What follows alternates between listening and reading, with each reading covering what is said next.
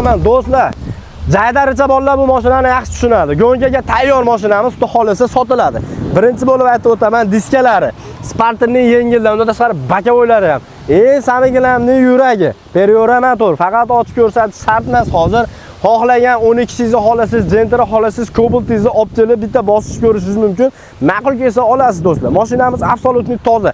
Hamma joyini jihozlab berishgan. Hech qanaqa bir muammosi yo'q. Xudo xolasa propanlarigacha moslab berishgan.